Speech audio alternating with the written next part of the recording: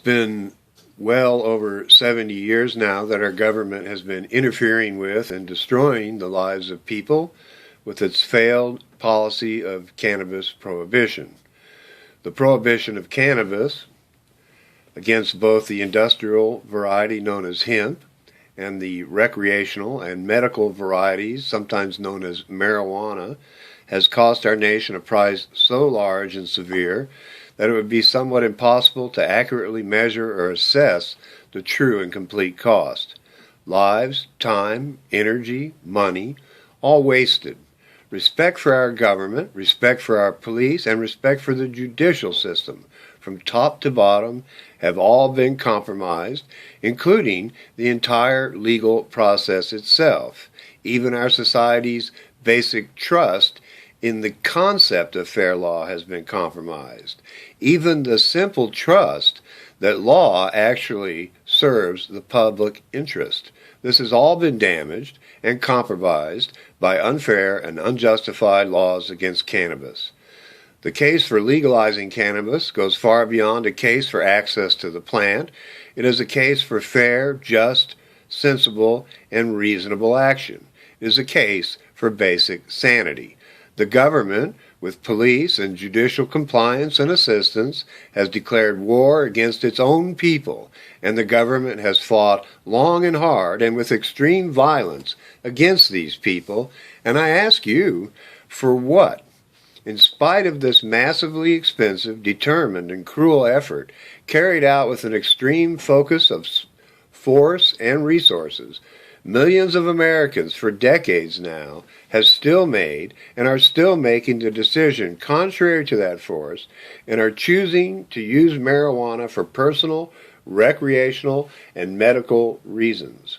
There is no exact count of the number of marijuana users in the country or in the world, either past or present, especially when measured over the course of the last 70 years of this prohibition. But the number of Americans who have made the choice to use marijuana is indeed huge. Many, many millions of people have used or are using marijuana, both throughout history and in the present moment.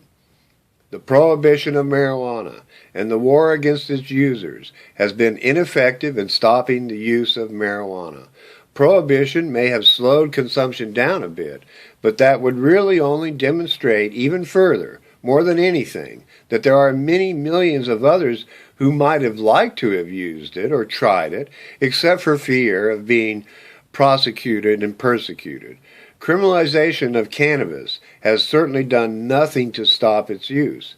In other words, people want to use marijuana, and they want to use it so much that they are willing to face all these various forms of severe trouble that simple act might cause for them. Simply put, millions and millions of people very much want to use marijuana and are using it in spite of the laws against it. The prohibition has failed. There are, of course, piles of statistics that you can explore and study that will show you in numbers the millions of people who have been arrested, fined, jailed, placed on probation or parole, forced to take drug tests, refused employment, housing, loans, many other things because of their association with or desire to use marijuana. They have been robbed of property and time, careers, their children, and their security and happiness in what should and would have otherwise been a civil, safe, and peaceful society. The statistics are there. They are important. They are horrible to look at. But again, I ask, for what? What has been accomplished? Let's take a minute to look at another aspect of this situation we're in. Cannabis has been shown to not only have little to no harmful side effects, there are piles of papers that contain the information that support this.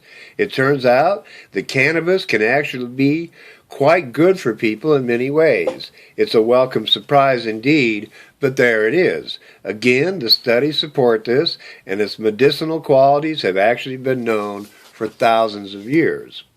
Now, the government has done all it can in studies of its own to find some good reason for all of this energy and effort in outlawing marijuana. Some justification was needed for all this money, time, and energy spent. Some harm from cannabis must be shown. So tests and more tests were done, but they all came back with the same result. There is no substantial harm that can be found from marijuana use. What we are finding instead is that cannabis has a very long list of beneficial uses, from helping to calm our traumatized veterans to actually improving and sometimes curing some pretty devastating illnesses such as epilepsy and cancer.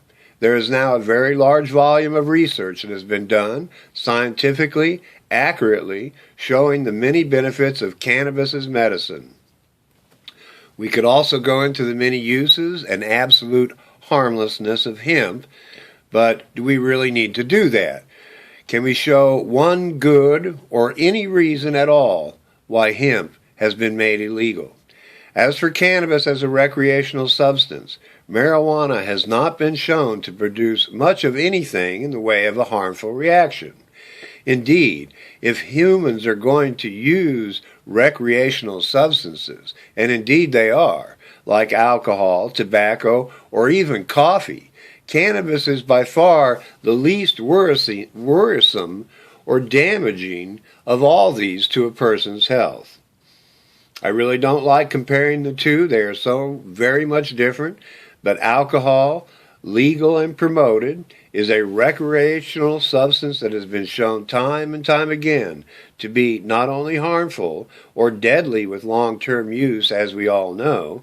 Alcohol also carries the potential for serious risk of danger and death in the short term. Death even possible with the first-time use of alcohol. It's possible, and it has happened, that people have drunk themselves to death in the course of one night. Death due to alcohol poisoning. Many people have harmed or killed themselves or others in some accident related to intoxication by alcohol. Alcohol, even the beer we celebrate and promote, can cause death as well as violent and socially unaccepted behavior, impaired motor skills, and has played a role in many very serious accidents and crimes committed by people who have lost control under the influence of alcohol. I personally know several people who have destroyed their lives with alcohol. I don't know anyone, however, who has destroyed their life with marijuana. Marijuana use is, for the most part, associated with peaceful feelings and a mellow outlook. Marijuana is known to produce a calming effect, and it works without the dangerous side effects and physical harm so often associated with alcohol. There is little to no harm done to the motor skills that are so often compromised and associated with alcohol. Our culture, especially here in Asheville, promotes the use of alcohol constantly. We are even encouraged to drink while we arrest and prosecute cannabis users. The hypocrisy of such injustice, and this is the point, is not lost, and it does not go unnoticed by many. Not anyway by those who are paying attention. The system that supports such ludicrous behavior becomes a joke, insensible, disrespected, and over time ignored.